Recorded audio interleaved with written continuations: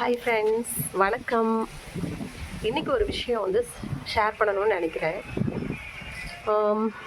நான் வந்து இவ்வளோ நாளாக இந்த விஷயம் நான் ஃபேஸ் பண்ணதில்லை. எப்பயும் நூல் நம்ம தைக்கிறதுக்கு ஸ்டிச்சிங் வேலை பார்க்குறவங்களுக்கு தெரியும். நம்ம என்ன திங்ஸ் வேணும்னாலும் கடைக்கு போகிறோம், வாங்குகிறோம். நான் இப்படி தான் எப்பயுமே எந்த நேரம் எது தேவையோ அப்போ போய் வாங்குவேன், வருவேன். இப்போ ரீசெண்டாக வந்து ஒரு நாள் ஒரு நைட்டு ஒரு 6 மணிக்கு மேலே நூல் தேவைப்பட்டுச்சுன்னு ஒரு கடைக்கு போனேன். அதுவும் நான் குட்டி பிள்ளைங்க வச்சுருக்கேன், அவங்களையும் கூட்டிகிட்டு அப்படி கஷ்டப்பட்டு போயிட்டு வரணும். ஸோ தேவைப்பட்டுச்சு, எமர்ஜென்சி. யூனிஃபார்ம் வந்து ஸ்டிச் பண்ணுறதுக்காக சேம் கலர் இல்லை.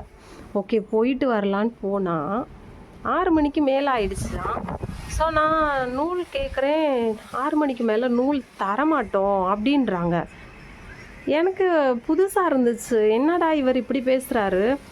கடை தானே வச்சுருக்காங்க, கடையில் நூல் வந்து சேல் பண்ண தானே வச்சுருக்காங்க. அப்புறம் 6 மணிக்கு மேலே நூல் தரமாட்டோம் அப்படின்னா, நான் கேட்டேன், நூல் வந்து விற்கிறதுக்கு தானே வச்சுருக்கீங்க, அப்புறம் தரமாட்டோன்னு சொன்னீங்கன்னா, அவர் என்ன சொல்கிறாரு, இல்லை 6 மணிக்கு மேலே நூல் கொடுத்தோன்னா நமக்குள்ளே இருக்கிற உறவு முறைகள் வந்து முறிஞ்சிரும் அப்படின்னு சொன்னாங்க. எனக்கு ரொம்ப கஷ்டமாக இருந்துச்சு. நம்ம தைக்கிறதுக்காக, ஏன்னா எனக்கு என்னென்னா குட்டி பிள்ளைங்களை வேற கூட்டிகிட்டு போனேன்னா அப்படியே சிரமப்பட்டு நம்ம போயிட்டு வரதே கொஞ்சம், சின்ன பிள்ளைங்க இருக்கிறவங்களுக்கு தெரியும், அவங்களையும் சமாளித்து போயிட்டு வரணும்ல. ஸோ கஷ்டமாக இருந்துச்சு.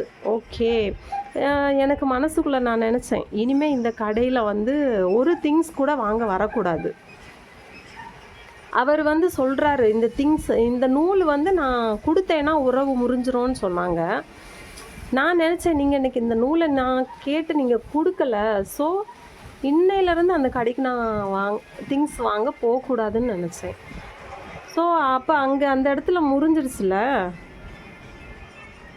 இது மாதிரி நீங்கள் ஏதாவது ஃபேஸ் பண்ணியிருக்கீங்களா? எனக்கு இது ஃபஸ்ட் டைம். நான் ஏதாவது வீடுகளில் வந்து நூலோ ஊசியோ ஒரு 6 மணிக்கு மேலே கேட்டால் தரமாட்டாங்க, அது நான் கேள்விப்பட்டிருக்கேன், தெரியும்.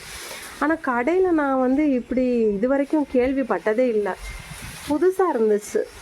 நீங்கள் யாராச்சும் இந்த மாதிரி அனுபவிச்சிருக்கீங்களா? உங்களுக்கு யாருக்காச்சும் தெரியுமா இப்படி தான் பண்ணுவாங்களா கடையிலலாம்? கமெண்ட் பண்ணுங்கள். தேங்க்யூ.